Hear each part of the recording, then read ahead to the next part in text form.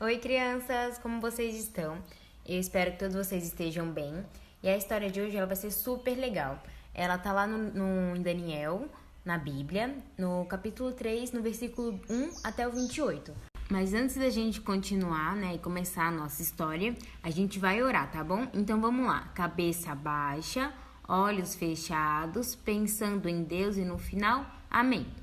Senhor Jesus, me abençoa e abençoa toda a minha família.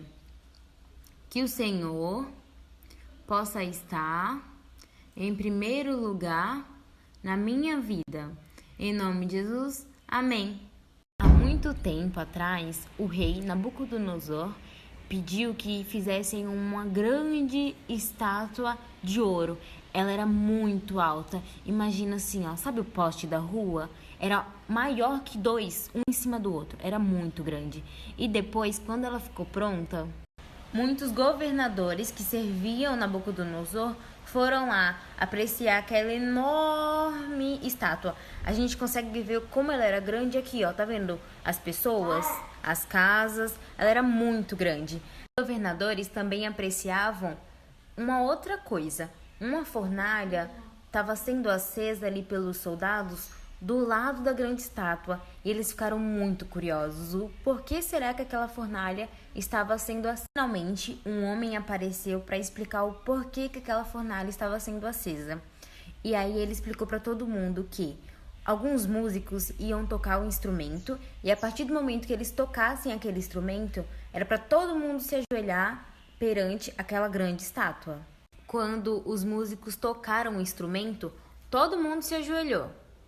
Todo mundo menos 3 homens, Sadraque, Mesaque e Abidnego. Eles não poderiam se ajoelhar perante uma estátua.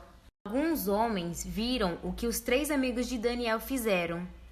Aqueles homens foram lá correndo falar para o rei o que tinha acontecido. Eles chegaram lá e falaram assim: olha, rei, aqueles 3 homens, aqueles 3 hebreus não se ajoelharam diante da sua estátua.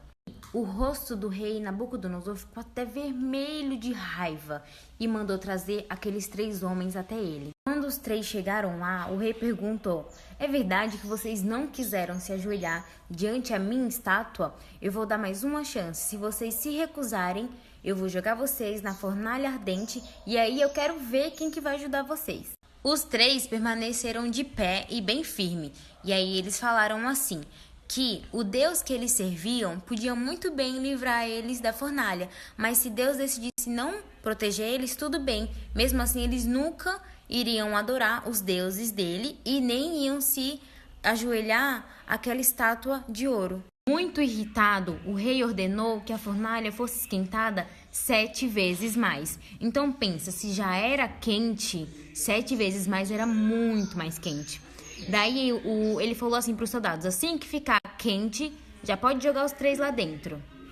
E assim os soldados obedeceram. Primeiro eles jogaram Sadraque, depois Mesaque e por último eles jogaram Abidnego naquela fornalha que estava muito quente. Observando aquela fornalha queimando, o rei percebeu algo estranho. Ele olhou bem e falou assim: algo está errado. A gente jogou 3 homens e eu vejo 4. E que aquelas 4 pessoas pareciam que estavam caminhando lá dentro sem sentir nada.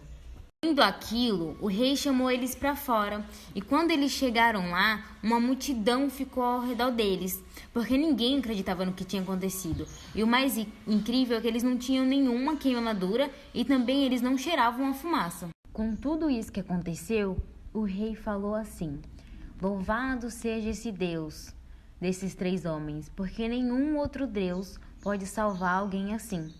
E o que a gente aprende com essa história? A gente aprende que mesmo na aflição, mesmo com todas as dificuldades, se a gente for fiel a Deus e colocar Ele em primeiro lugar na nossa vida, Ele vai cuidar da gente. E vamos para a nossa atividade. Essa semana, na verdade, vai ser um desafio. Então, eu desafio você, todo mundo que assistiu essa história hoje, a contar para o máximo de pessoas essa história maravilhosa.